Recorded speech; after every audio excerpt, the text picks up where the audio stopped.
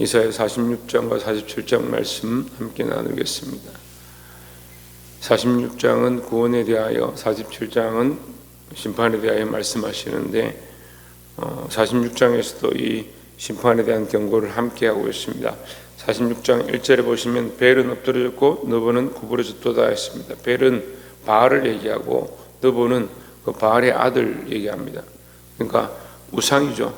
우상, 그들이 섬기는, 그들이 신이라고 생각하고 있는 그 신의 아비와 그 아들을 얘기한다. 그런데 그것은 어떻게 되느냐? 엎드려지고 구부러진다 했습니다. 그들의 우상들은 짐승과 가축에게 실렸으니 너희가 떠매고 다니던 그것들이 피곤한 짐승의 무거운 짐이 되었도다 했습니다. 그래서 짐승들이 무슨 죄가 있느냐? 그들이 신인데 왜 짐승들을 괴롭게 하느냐, 이런 말이에요. 짐승들을 괴롭게 할 만큼 그런 가치가 없는, 스스로 걸어다니지도 못하고 서 있지도 못하는 그런 존재에 너희가 왜 헌신하고 금과 은을 갖다 바치느냐, 이제 그 얘기를 하는 거죠. 6절에 보시면 5절부터 너희가 나를 누구에게 비기며 누구와 짝하며 누구와 비교하여 서로 같다 하겠느냐. 누구라는 말은 우상이고 나는 누구냐? 하나님이죠. 하나님과 우상을 어떻게 비기겠느냐? 너희 비길 수도 없는데 너희가 그 우상을 움직이지 못하고 심지어 짐승을 괴롭게 하는, 스스로 걸을 수도 없고 움직일 수도 없으니까 짐승에게 실어서 옮기니까 짐승이 힘들다. 그렇게 하는 우상을 어찌하여 의지하느냐? 그 말씀을 하는 거죠. 6절에 사람들이 주머니에서 금을 쏟아내며 은을 저울에 달아 도금장에게 주고 그것으로 신을 만들게 하고 그것에게 엎드려 경배하며 했습니다. 우상에게는 금도 주고 은도 주고 대가도 주고 수고도 해서 들고 와서 갖다 놓고 그걸 경배하는 이 어리석은 인생들아, 어떻게 너희를 창조한 너희를 배에서부터 조성하신 하나님은 잊어버리느냐. 7절에 그것을 들어 어깨에 메어다가 그의 젖소에 두면 그것이 서 있고 거기에서 능히 움직이지 못하며 그에게 부르짖어도 능히 응답하지 못하며 고난에서 구하여내지도 못하느니라 했습니다. 우상이 어떠한 존재인지 확실하게 가르쳐 주는 거죠. 아무것도 할 수 없고 생명력도 없고 심지어 조금도 움직일 수 없는 인간이, 그러니까 금도 바치고 은도 바치고 수고한 수고비도 주고, 그래서 그걸 또 수고해서 들고 와서 갖다 앉혀놓고 거기다 다시 또 금과 은을 갖다 바치고 너희에게 응답도 하지 못하고 말도 하지 못하는 그 존재를 정말 거룩한 존재인 것처럼 섬기고 있는 그런 말도 안 되는 그 헛된 짓들을 너희가 어찌하여 하고 있느냐. 근데 세상이 그렇게 하죠. 왜 그렇습니까? 하나님을 알지 못하니까. 하나님께서 우리에게 뭐라고 하냐면 내가 너를, 3절에 보면요, 야곱의 집이여 이스라엘 집에 남은 모든 자여 내게 들을지어다. 배에서 태어남으로부터 내게 안겼고 태에서 남으로부터 내게 업힌 너희여 했습니다. 하나님 우리를 태어날 때부터, 배에 있을 때부터 이미 조성하셨고 우리를 창조하셨고 우리를 계획하신 그 하나님을 어떻게 잊어버리고 움직이지 못하고 스스로 존재하지도 못하고 금과 은을 들여서 만들어야 하고 세공비를 또 줘야 하고 그걸 또 시로 오는 운반비를 줘야 하고 또 그걸 갖다 놓고 앉혀놓고 그에게 경배해야 되고 갖다 바쳐야 될 그런 헛된 것들에 어찌하여 너희 인생을 수고하느냐. 근데 우리가 어제도 말씀 나눴지만 우리 인생이 정말 헛된 것들을 쫓아갑니다. 명예를 쫓아가고 재물을 쫓아가고 세상의 성공을 쫓아가고 사람들의 인정함을 쫓아가고 그 헛된 것들이죠. 여러분, 하나님 영광을 위해 살아야 됩니다. 우리가 하나님을 위하여 창조된 존재인 줄 알고 하나님의 영광을 위해 살아가야 되고 우리의 삶을 하나님의 영광을 위하여 하나님의 이름을 위하여 헌신해야 될 줄 믿습니다. 8절에 너희 배역한 자들아 이 일을 기억하고 장부가 되라 이 일을 마음에 두라. 똑바로 봐라 이 말이죠. 9절에 너희는 옛적 일을 기억하라 나는 하나님이라 나 외에 다른 이가 없느니라 나는 하나님이라 나 같은 이가 없느니라 했습니다. 네, 사실은 저는 이사야서를 이렇게 읽으면서 조금 마음이 좀 답답한 분들이 있어요. 하나님 얼마나 답답하시면 내가 나를 좀 기억해라, 나를 알라. 하나님 뭐가 답답하겠어요? 근데 하나님 왜 답답하시냐? 우리를 사랑하시니까 답답한 거예요. 우리 인생을 사랑하고 우리 영혼을 불쌍히 여기시니까 하나님 답답하고 속상해 하시는 거예요. 몇 번을 얘기합니다. 너희는 기억해라, 나를 알라. 내가 지금까지 너희를 구원했고 너희를 인도했던 그 수많은 사건들과 수많은 일 가운데 너에게 보여줬는데 왜 잊어버리냐? 대부분 믿음을 가지고 예수 믿는 사람들 보면요, 간증의 일들이 있어요. 하나님 하신 일들을 기억하는 것들이 있습니다. 심지어 자기에게 일어나지 않아도 자기 가정의 자녀들을 통해서, 또한 그렇지 않아도 교회 가운데 다른 사람들을 통해서 하나님 하신 일들을 많이 봅니다.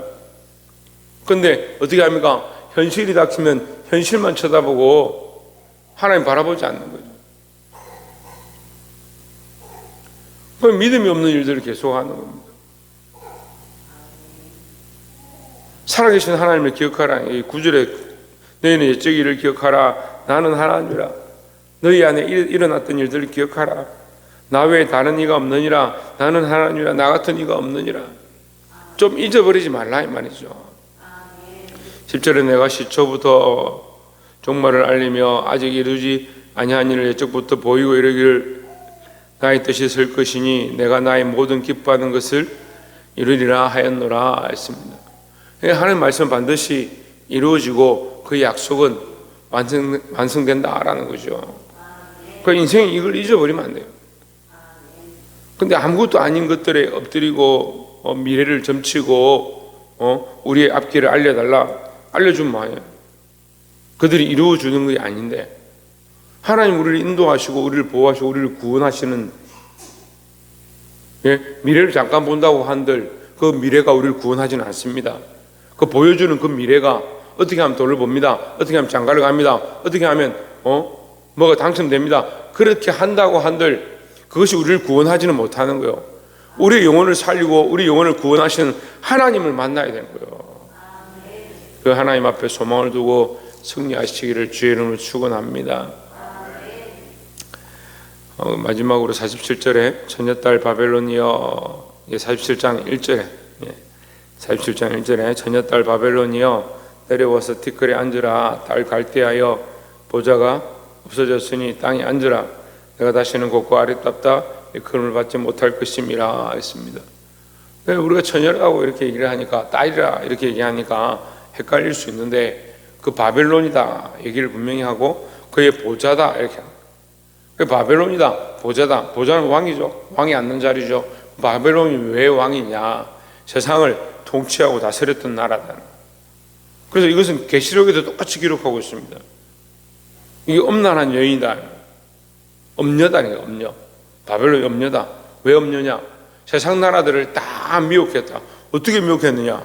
우상을 세상에 들여오고 사람들에게 자기들을 경배하게 만들고 세상 나라를 통치하면서 하나님께서 그런 권력을 주셨고 하나님 살아계심을 알면 그 하나님 앞에 엎드려야 되는데, 그 하나님 섬겨야 되는데, 하나님 섬기는 것보다 자기들의 통치를 따르고 자기들의 권력을 나타내고 이스라엘을 짓밟고 폐역한 짓들을 하는 겁니다. 그렇게 기록되어 있어요. 6절에 보면 전에 내가 내 백성에게 노하여 내 기업을 욕되게 하여 했습니다. 이스라엘이 하나님을 알지 못하고 폐역한 길로 가니까 그들을 심판하셔서 그들을 욕되게 할 때에 이 말이죠. 그들을 내 손에 넘겨주었거늘, 이스라엘을 바벨론에게 넘겨주었거늘 내가 그들을 긍휼히 여기지 아니하고 공의로 행하지 아니하고 이 말이야. 늙은이에게 내 멍에를 심히 무겁게 메우며 7절에 말하기를 내가 영영이 여주인이 되리라 하고 이 일을 내 마음에 두지도 아니하며 그들의 종말도 생각하지 아니하였도다 했습니다. 그들이 이렇게 심판받는 걸 봤을 때 너희가 오히려 하나님 앞에 엎드리고, 그러니까 바벨론에도 똑같이 뭐요? 하나님께서는 기회를 주셨다는 거죠. 그래서 우리가 말씀을 보면 볼수록요, 세상 모든 나라에 동일하게 공의로 행하시며 하나님 알만한 복음을 주신다는 사실을 기억해야 될 줄 믿습니다. 근데 이 바벨론이 2절에 보면 맷돌을 가지고 가루를 갈고 너를 벗으며 치마를 걷어 다리를 드러내고 강을 건너라. 3절에 내 속살이 드러나고 내 부끄러운 것이 보일 것이라.